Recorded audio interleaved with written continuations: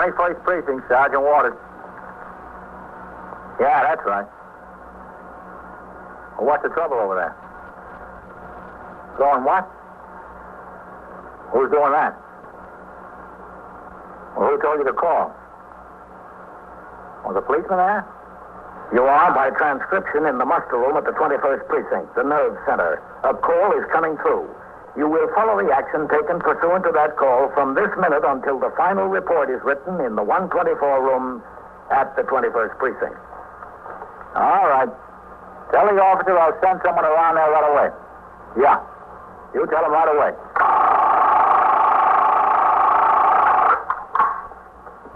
21st Precinct. It's just lines on a map of the city of New York. Most of the 173,000 people wedged into the 9/10 of a square mile between Fifth Avenue and the East River wouldn't know if you asked them that they lived or worked in the 21st. Whether they know it or not, the security of their homes, their persons, and their property is the job of the men of the 21st Precinct. The 21st, 160 patrolmen, 11 sergeants, and 4 lieutenants, of whom I'm the boss. My name is Kennelly, Frank Kennelly. I'm captain in command of the 21st. I was working my day tour, 8 a.m. to 6 p.m. I came into the station house at 7:25 and walked around the desk to sign the blotter. Then I went into my office to change to uniform. A few minutes before 8, I went out into the muster room and behind the desk where Lieutenant Snyder, who had been desk officer on the 12 to 8, was talking to Lieutenant Gorman, who would be on the job for the day tour. Sergeant Waters, who would have telephone switchboard duty, was relieving his counterpart, Sergeant Collins. In the back room, the men already in uniform were being inspected by the oncoming patrol sergeant. Promptly at 8 a.m., Lieutenant Gorman rang a bell, which sounded in the back room. The platoon, consisting of 58 men who would patrol the precinct for the next 8 hours, was brought to attention by the sergeant and marched out into the muster room. They halted in front of the desk, faced right, dressed their ranks. As the roll was being called, I looked up and down the ranks from behind the desk. 3 of the 5 men transferred to the precinct in the last few days were in this platoon. I paid special attention to their appearance. Waters. Wait. White. Fagler. Here. All right, men. Not much this morning. It's going to be another hot day. I want to remind you of the order still in effect concerning the unauthorized use of fire hydrants for shower baths in the streets. Keep the kids away from them. Also, there was an occurrence in the 17th Precinct yesterday which involved an assault on the driver of a Department of Sanitation tow truck. He was attacked by the owner of a motor vehicle while in the process of hauling away an illegally parked automobile. When this work is being done in the precinct, I want the patrolman on post present unless there is more urgent duty elsewhere. And we've had complaints about vegetable peddlers in the 70s again. If you see any of these men, examine their licenses. If they don't have a license, issue a summons. All right. Post the platoon. Platoon, attention! Left, right. Forward, march.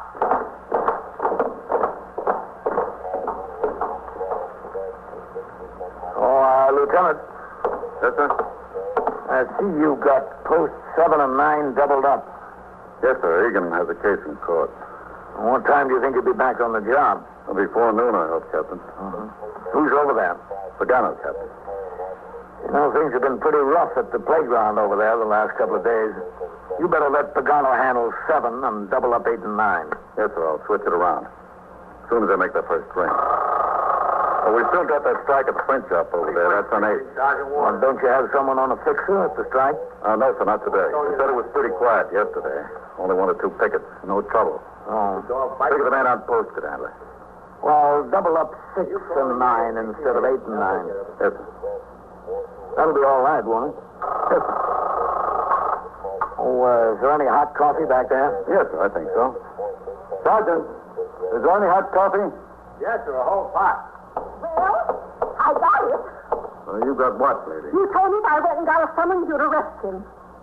I told you? When I was in here yesterday afternoon, I spoke to you, and you told me if I went to the court and got a summons, you'd arrest him.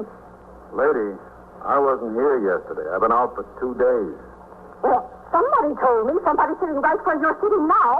Whoever it was didn't tell you that they'd arrested Oh, yes, they did. They said if I went to court and got a summons, they'd send a policeman to arrest him. No, you know you weren't told that at all. You were told that if you went and got a summons, a police officer would be sent with you when you served it, if you were afraid you were in physical danger. That's the case exactly. I'm afraid I'm in physical danger. Yes, well, that's a little bit different. You weren't told the police officer would make the arrest. As far as I can see, it's the same thing. Not as far as I can see. Can I see that summons, please? Yes. Thank you. What are the police for anyway, if not to help somebody when they're in physical danger like this? You're Martha Ramsey. Yes, I'm Martha Ramsey. Who's Charles McKelton? He's my supposed son-in-law. Why did you have a summons issued for him? Because he hit me. That's why. Your daughter is the wife of this Charles McKelton? Well, they went through a wedding ceremony, if that's what you mean, but he doesn't treat her like any wife. He treats her like dirt under his feet. And he treats me worse. Where did this happen? Where did he hit He you? took his fist and he doubled it up and he hit me right across the face. No, I mean where? At what place? At home, in the living room. And who else was there? Just me and him, Rosalie, that's my daughter. She went down to 14th Street shopping. She wasn't home. He just doubled up his fist and hit me without the slightest provocation. Then I said I wouldn't spend another night under that roof, and he said, "Good." He went over, he opened the door, and he said, "Go on if you're going." So I went right downstairs, and I looked for a policeman to arrest him. I didn't see a policeman. So I walked over here, and this one, or the other one, told me to go to the court and get a summons. Then I went back and I waited outside for Rosie to come home, and we went to the court together. I explained to the man down there, and he said I was right. He said I was perfectly right. You lived there with your daughter and son-in-law? I did. I don't anymore. Well, where did you stay last night? At my other daughter's in Long Island City. After we went down and got the summons, I told Rosalie, I'm not going to spend another night under that roof. And I won't permit you to spend another night under that roof with him. I forbid it. So we went down to Long Island City to my other daughter. Where is Rosalie now? She's right outside. I told her to wait outside, and I'd get everything settled. What does she say about all this? Well, what does she know? She's a baby. But he's her husband. Oh, he won't be for long. All right, you go outside and get her and bring her in here. Why? Just get her and bring her in. All right. I don't see why. Captain, Patrolman Saxon Division on the wire for you. All right, put it on here. Yes, sir. I'm surprised you didn't kill her, Captain. So am I. 21st Precinct, Captain Kennelly. Yeah. What time? All right, sure. Sure, I'll do that. Okay. There's a meeting at 2 o'clock of commanding officers of the division, Red. Yes, sir. Who's desk officer on the 4 to 12? Lieutenant Bryan tonight, Captain. All right, you tell him when he comes in this afternoon. I'm sure I'll be back, but in case I'm not, he's to handle the turnout. Yes. Well, here she is. This is my daughter, Rosalie. How do you do? Hello. Do you believe that if your mother went to serve this summons on your husband, he'd attack her physically? Well, he did, yes. And you don't know about the times I didn't tell you about Rosalie. He'd get violent whenever you were out of the house. He's capable of murder, that man. Plain, unadulterated murder. I wouldn't say that. Oh, how long will it take you to get over being blind as far as he is concerned? I guess he wouldn't try to hit her again. All right, Red. Have a patrolman accompany her when she serves the summons. Yes, sir. I'll be in my office. Yes, sir. 694 East 78th Street. Yes, that's right. There's your front. Sergeant? Yes, sir. What time is the carriage ring? 38, Lieutenant. All right. Policeman on post over there will ring in at 8:38. I'll tell him you're on the way over and you'll meet him. How about on the corner there in front of the cleaners? All right. What's the policeman going to do? I mean, is he going to arrest Charles or something? Are you sure? Did you ask me? He's just going to be there while your mother serves the summons to see that everything is done peacefully. Oh, all right. Well, come on, Rosalie. Yes. The policeman will be in front of the cleaners. Yes, about 8:45. All right. Thank you very much. Mother, all set of Rosalie. Sergeant? Yeah, Lieutenant. I want to talk to the Vaccaro when he rings in. Yes, sir. Would you say she's a typical all-American mother-in-law? I hope not. 21st Precinct, Sergeant Waters. Yes, sir, I think so. Just a second, Captain. Lieutenant, have you got a couple of UF-16 memo pads out here? Yeah. Lieutenant Scott's here, Captain. All right. Yes, sir. Right away. He wants me to bring in a couple of pads. Top shelf at the cabinet. Okay.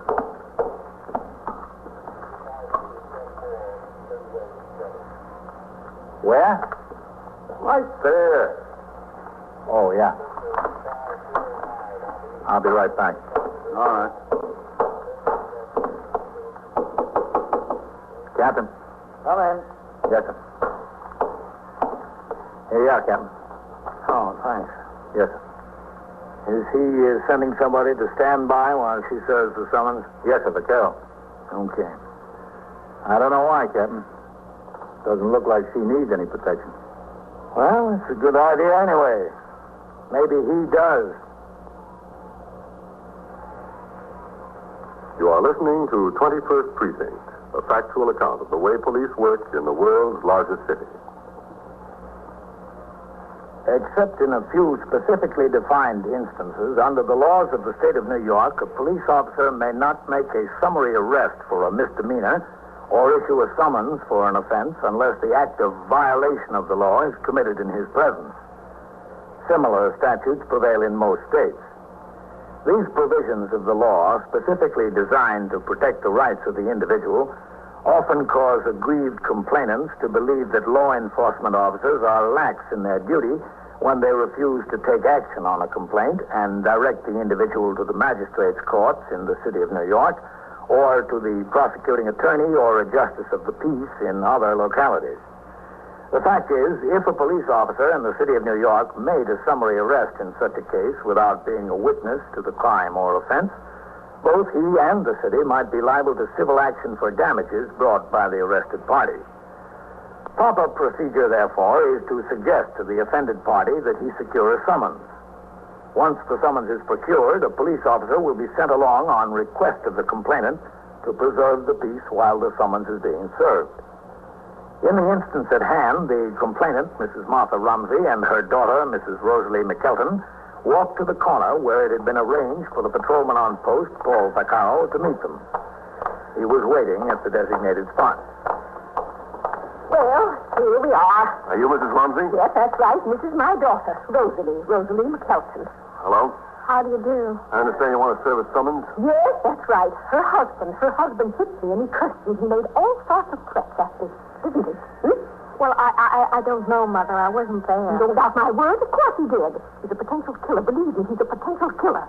I wouldn't stay under that roof another night, and I wouldn't let her stay under that roof. Why, he could murder us in our sleep. Oh, Mother, please. Oh, don't Mother please me now. Now, which house is it? Oh, that one there. 694. All right. Now, you better be near me when I get in there. I don't want him to do anything. Oh, Mother, he won't do anything. Oh, won't he? You said that, you said it, but he did. Are you sure he's home? I think he is. I wouldn't be surprised if he's out running around with some woman. You know, when the cat's away, He's not running around. He never did. Oh, didn't he? Well, if I told you all the things I've heard... This is it, huh? Yes. Now, listen, Rosalie. I want you to stay down here. I think I ought to go up and talk to him. No, you better stay down here. But he's probably been worried about me, Mother. Worried? I bet he went out and did the town last night. I bet he was in and out of every bar in the neighborhood. Oh, Mother. I said, don't mother me. I think I ought to go up. Well, if you take my advice, I'd stay down here if I were you. There's no sense causing too much of a discussion up there. There, you see what the officer says, Rosalie? You wait right here. But I have to get some of my clothes. I don't have a thing except what I got on. You think I'm any better off? Stay here, Rosalie. I'll get out of him. All right. And ready, officer. Stay right there, Rosalie. All right, Mother. What floor is it? Third floor in the front. I've got it. Oh, thank you. You going to ring the bell? And have you ready for me? Oh, say not. You go right up there and let's come what may. Yeah. Would have been a good idea. Save you a trip upstairs if he isn't home. If he isn't home, I'll go right in there and get my things. Mine and my daughter's. You have a key? Yes, I have a key. You don't think I'd live there without having a key, do you? Supposing he attacks me again. He won't attack you.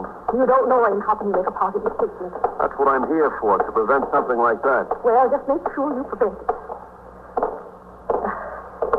It's that one. What's his name again? Charles I mean his last name. McKelton. Charles McKelton. All right, you better knock on the door. Aren't you supposed to do anything? Knock on the door. There. I suggest you keep the summons where you can give it to him. I've got it. You don't have to tell me how to run my business. What's he doing in there? I bet he saw us coming out the window. No, there's somebody. Oh. It's you. Yes, it's me. Where's my wife? She's not coming back here, I'll say that. She's not coming back here only over my dead body. Don't tempt me. Where is she? Oh, all right, now, look, take it easy. Where's my wife? You see, officer, he's threatening me again. You see that? He's not threatening you. You came up here to serve his summons. Now give it to him. Here, take it. Take it. There. What's this for? You read it, you'll see what it's for. It's for hitting me. That's what it's for. Who hit you? You did. All right, folks, it'll get settled in You court. did hit me. All right, we'll get it settled in court. Where's my wife? Well, if you must know, she's downstairs waiting for Well, I you. want to see her. Now, look, Mr. McKelton, I want to avoid trouble around here. She don't want to see you. You told her that, huh? I'm going down. I think you ought to get back inside, Mr. McKelton. Yeah, I guess maybe you're right. She's been filling her ears for 24 hours. Wait a minute. We want our things. What thing? Our clothes. And the furniture that belongs to us. Everything like that. You tell Rosalie to come up here and get him. I'll give him to her. Well, you see? You see? Yeah, I see. Charles! You open this door! Come on, Mrs. Rumsey. Wait till I get my key. I want to open the door. I'd advise you to stay out of there. You would you? Suppose I don't want to take your advice. I think you'd better. How are we going to get our things? You'll have to see a lawyer about that. Now, come on. Are you trying to tell me I can't go into my own In home? the first place, it seems to be his home. And I'm not trying to tell you anything. I'm just trying to avoid trouble. You better come downstairs. Well, I thought the idea was for you to be here to protect me. I'm supposed to protect everyone. All I want is our clothes and things. You'll get them. Will you tell me how? Would you please tell me that? That's going to be up to you. You'll get what belongs to you. Well, I should think so. You see what I mean about him? How she could have married him in the first place, I'll never. But you can't say I didn't warn her. I warned her plenty, believe me. I'll bet you did. And even give me our things. How do you like that?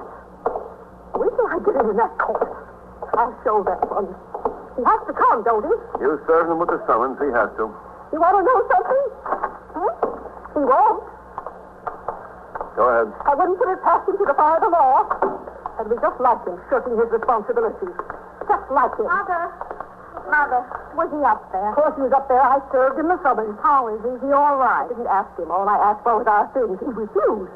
Point blank, he refused. Well, you don't need me anymore. Need you. I don't think I needed you in the first place for all the hurt that you've been. Yeah, well, now look. Charles, get back inside the window. Talk to him. Get back inside before you fall out. Rosalie. Listen, you better not lean out that far. Rosalie. Mother, let go of me. Don't you dare, Rosalie. Don't you dare go up there. After what he did to me, don't you dare. Come on up, will you? Who do you owe your lawyers to? Just think. Who raised you and who fed you? Just think. Get back in there. Mother, please, I've got to go on. Rosalie, I'll never talk to you again. I'll thrust you out of my life. I swear it. Oh, Mother. I swear it. I swear it on my life, on my life. Look, folks, you can't go yelling on the street. I can't, Charles. I can't. Don't listen to her. That's your trouble. That's our trouble. Folks, Tell him to have your things ready. You'll send someone for them this afternoon. Oh, Mother. Rosalie, will you listen to me? Tell him. now look, you're going to have to break this up. Hey, get back inside there. Tell him, Rosalie. Charles, I'm sorry. I can't come up. Tell him about our things. I just want you to have our things ready. I'm going to send someone this afternoon. Charles! He went inside. Charles! I'll get these talking to you all he wants to, folks. Now you'll have to move on. There he is. You want your things? Here. Here's your winter coat. Don't throw that. Oh, I get it. I told you not to throw that. Here. Here's the lamp your Mother gave us. Charles! Hold that up there. Watch out! I'm warning you. Stop throwing those things out the window. Get back, folks. Go on. Now, see here, officer. I said get back. He's aiming at you. Oh, is it? Get back. Charles, please, not the television, please. Watch out. Charles! Officer, he's crazy. Listen, lady, run down to that call box on the corner. What call That box? police telephone. Run down there and tell them to send some help. Why don't you go? I'm asking you to go. Now go. Charles, no! All right, if you put it that way. Charles, that's my favorite. Don't throw that. Hey, you people out. Walk off the sidewalk. Stay back. He's ruining everything. Everything. Well, you wanted your things, lady. You're getting them.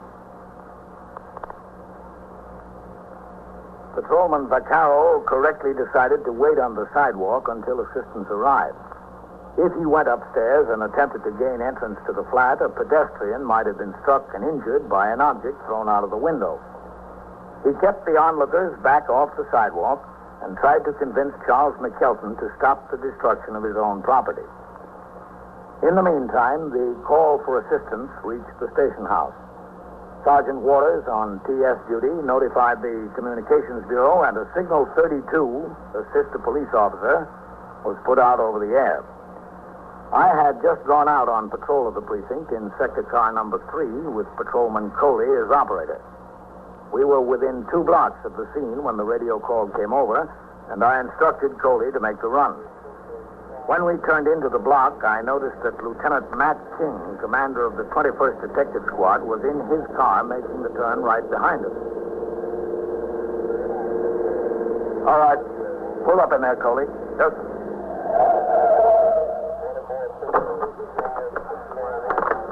Give him a hand with the crowd, will you? All right, stay back there. I told you. All right, now. Do what the hell you tell you. What have you got, Vaccaro? I went up there while she served the summons, and he's been throwing stuff out the window. He's ruined everything. Use a hand, Captain. Yeah, it looks that way, Matt. Hello, Lieutenant. Carol. Come on, let's go up. Yeah. He's got a key.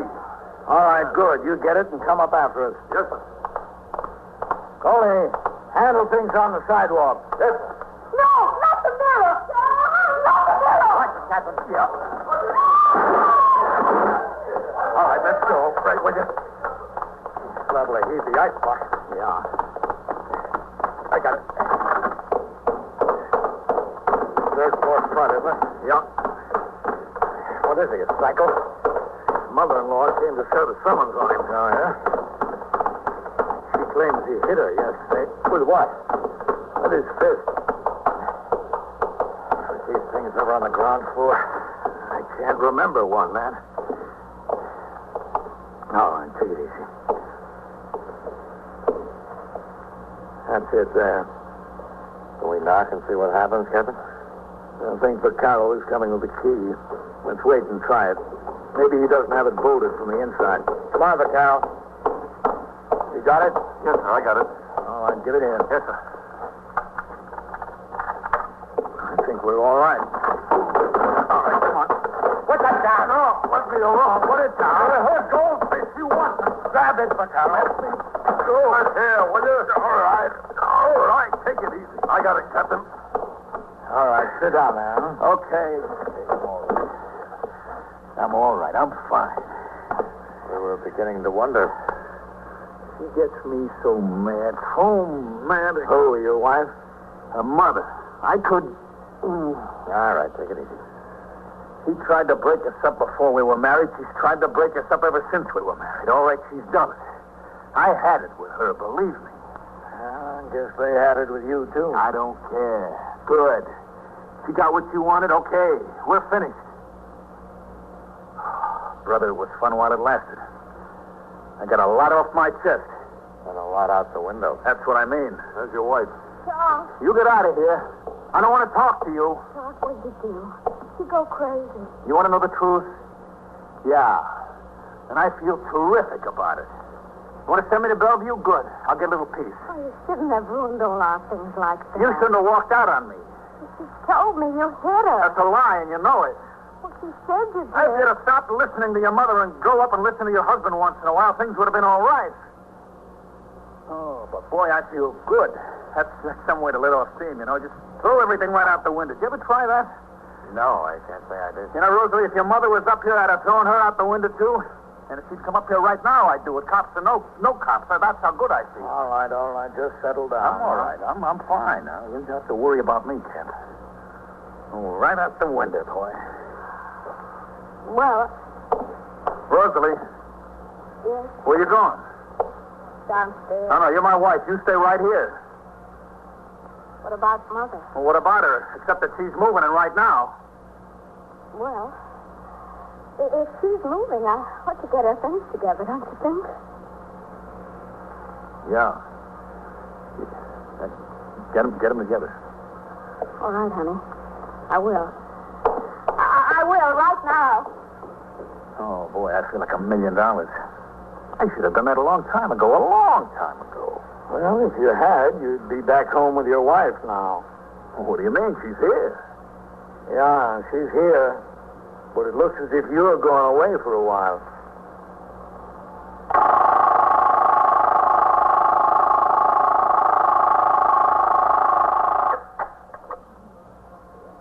"21st Precinct, Sergeant Waters." What do you mean you were robbed? Somebody hold you up? Yeah. Oh, broke into your flat. Well, how much is missing? Yeah. Are there any marks on the door where they got in? Yeah. Uh-huh. What's the address there? 135 or 139? Yeah. And so it goes. Around the clock, through the week, every day, every year. A police precinct in the city of New York is a flesh and blood merry-go-round. Anyone can catch the brass ring, or the brass ring can catch anyone. 21st Precinct, transcribed. A factual account of the way the police work in the world's largest city is presented with the official cooperation of the Patrolmen's Benevolent Association, an organization of more than 20,000 members of the Police Department, City of New York. Everett Sloan in the role of Captain Kennelly, Ken Lynch as Lieutenant King, Harold Stone as Sergeant Waters. Featured in tonight's cast were Susan Douglas, Abby Lewis, Santos Ortega, Mandel Kramer, and Frank Campanella. Written and produced by Stanley Niss. Art Hanna speaking.